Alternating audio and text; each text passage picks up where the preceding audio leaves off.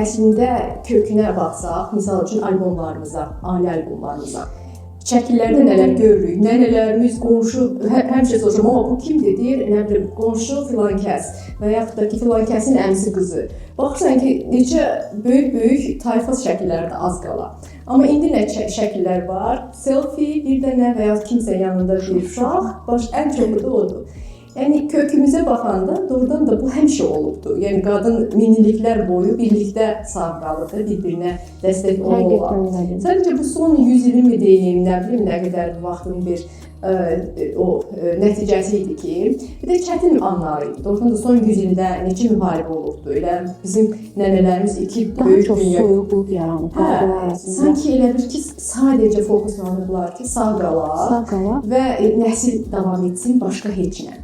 Ona görə onların da sən demiş bir hekayəsi var ki, və nə yaxşı biz bugün bu söhbətlərimizi, bu hekayələrimizi medianı xeyrə istifadə edərək bu cürdə mümkündür mesajını qadınlara çatdırırıq. Və tək qadınlara da yox əslində. Əslində hər kəsə, kişilərə də düzdür. Mən xatırlayıram ki, nənələrim, iki nənələrim ikisini çox gözəl xatırlayıram. Onlar həmişə qonşularla bir yerə yığışardı, simçiklər atlayardılar, söhbət edirlər.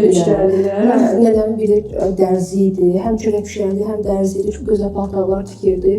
Digər nənəm mağazası vardı özünün, o zamandan marketi, ilk marketi olan mən də danışıram. Sahibkar qadın. 92-ci illərdə həqiqətən də çox bağçada işləyirdi, həm onunla bərabər özünün marketi vardı, mağazası. Yəni rayon yerində elə böyük bir mağazanın olmağı, o qadını işlətməyə belə böyük bir şeydir. Həqiqətən iki nənəmin ikisi də çox güclü qadın olub və həmişə də ətraflarında çox gözəl qadınlar olublar.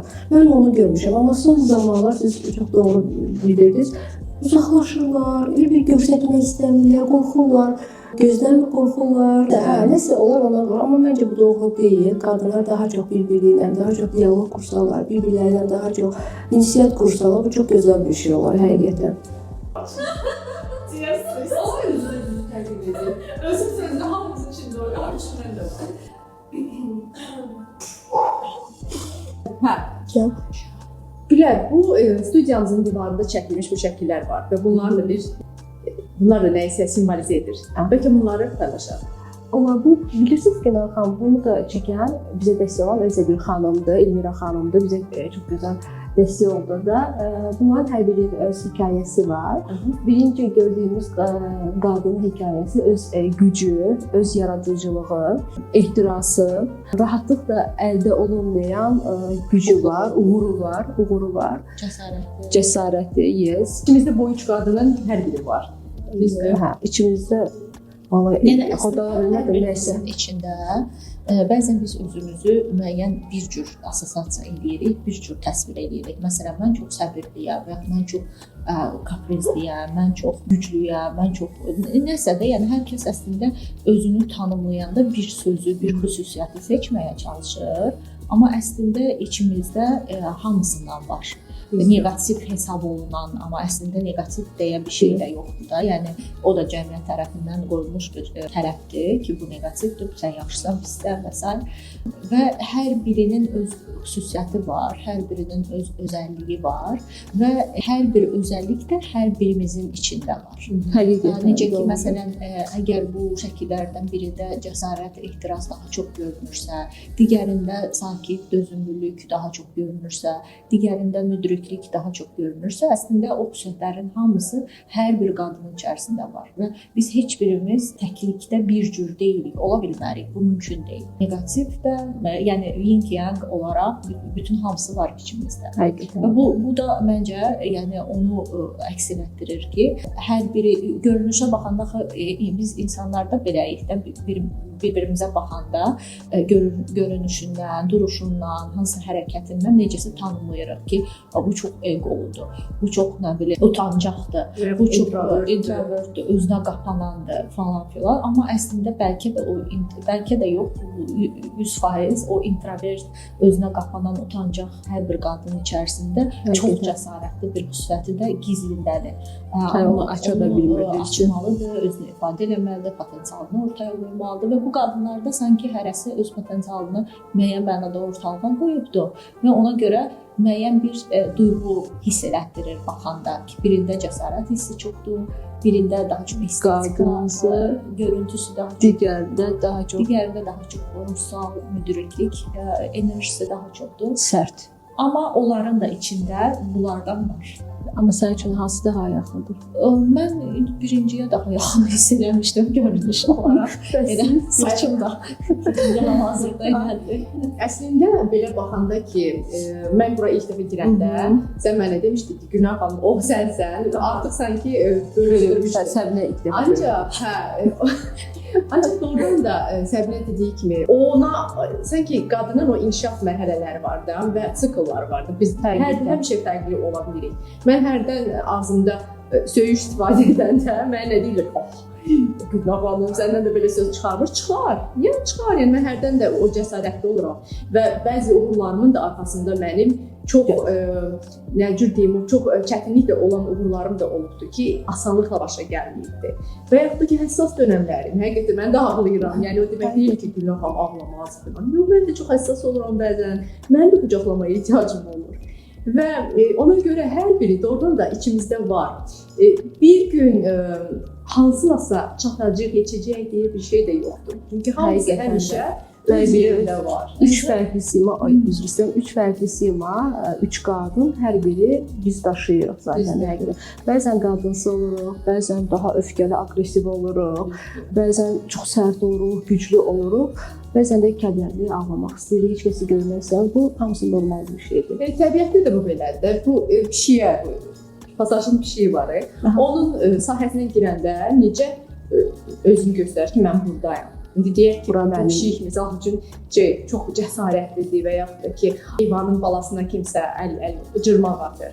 Biz də həyatda bəzən cırmaq atan dönəmlərimiz olur, bəzən çox derski dilləri ruslar, o dönəmlərimiz olur, bəzən çox qucaqlayıcı, qəbullanıcı, bəzən də həqiqətən oturub sakitcə, dözümlü şəkildə başqası üçün bəlkə də müdrik görsənir ki, necə müdrik şəkildə dözümlüdür bu qadın.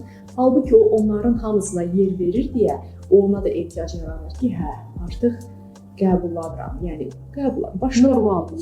Şərait nə qədər gərəkdirirsə, biz əslində elə o deyək ki, yaradılan assosiasiyalarda şəraitin gərəkdirdiyi xüsusiyyətlərimizdir. Məsələn, tutaq ki, bir gənc qız çox utancaqdır deyirik. Məsələn, tutaq ki, əməkdaşlar arasında falan çox utancaqdır, falan çox ünsiyyətçidir. O həmin müddət üçün həmin şərait onu gərəkdirir. O da onun bir müdafiə mexanizmi ola bilər.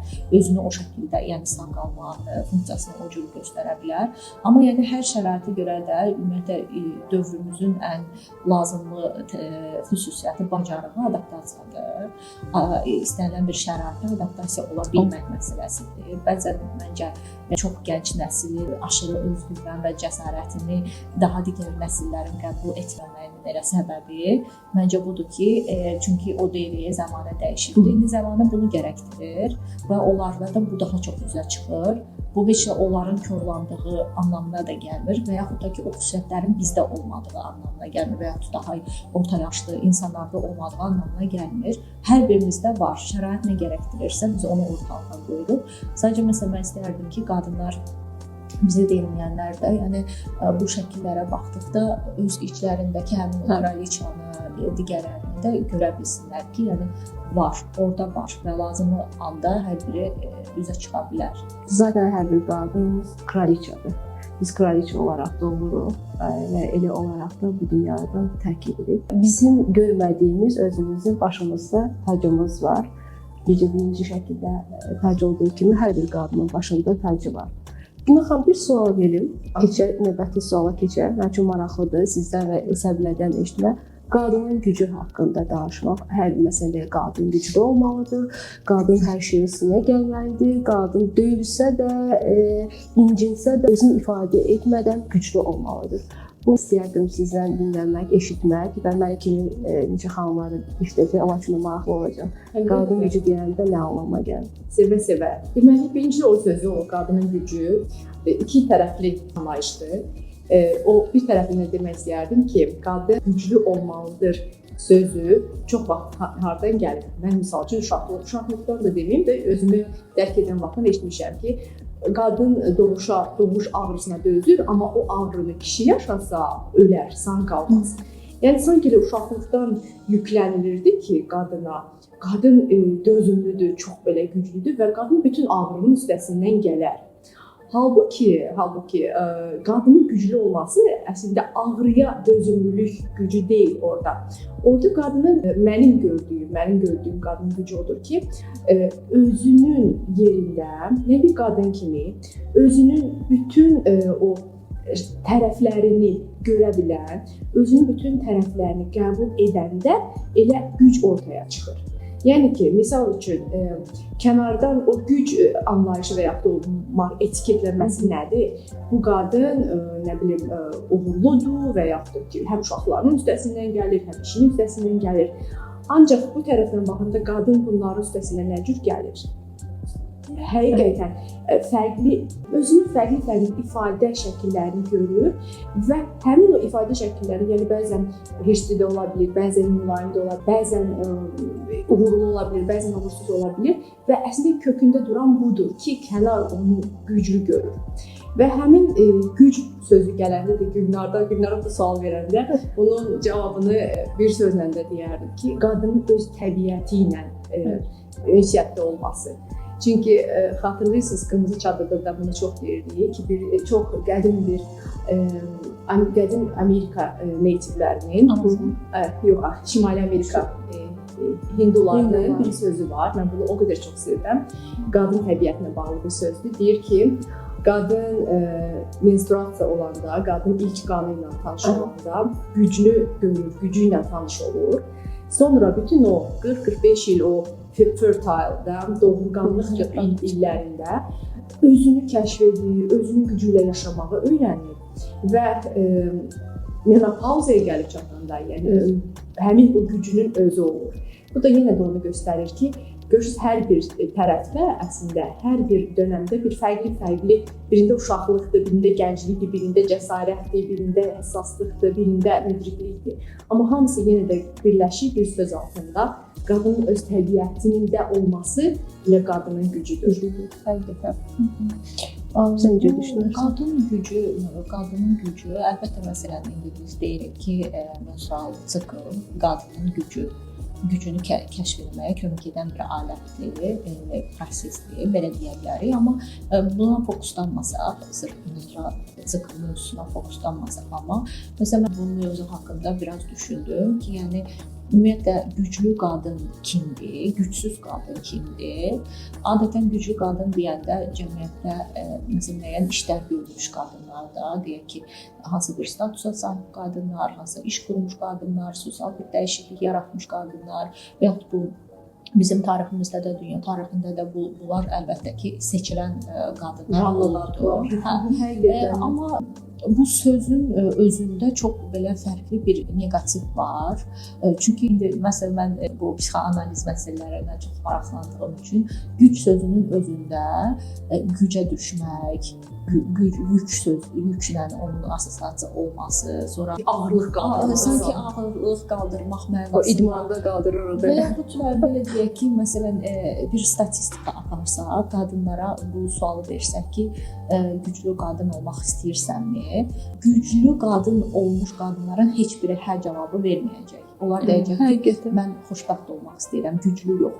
Amma kim ki, deyək, cəmiyyətin gözləntisini qarşılamağa çalışırsa, onlar hələ də güclü qadın olmaq istəkli olacaqlar. Çünki bizim ümumi hərəkətlərimiz, düşüncələrimiz, etdiyimiz şeylər adətən cəmiyyətin gözləntisini qarşılamaq üçündür. Həm o inanclarımızdakı başqalarının arzularını, axı qadın da yəni miliklərlə obyekt olaraq görülürdü də, yəni subyekt olaraq deyil və qadın yaramalıdır.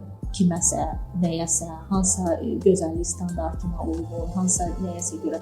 Yəni indiki dövrdə baxsaq güclü qadın, hə, deyək ki, iş sahibidir, yetərincə qazanır və yaxud məsələn deyək ki, güclü kişi var həyatında, bunu belə biz güclü qadın deyə bilərik. Amma bunu deməklə digər qadınları hansı qrupa salırıq da? Yəni bu məncə çox belə yanlış gəlir mənə. Yəni gücsüz qadın kimdir onda? Bütün qadınlar Belə çıxır ki, məsəl üçün də, yəni axı belə bir ayrımcılıq var indi feminizm falan filan da, yəni ki, bütün qadınlar işləməlidir. Yəni sanki gücsüz qadınları güclüləşdirmək üçün qadınlar ailələrindən uzaqlaşdırılır.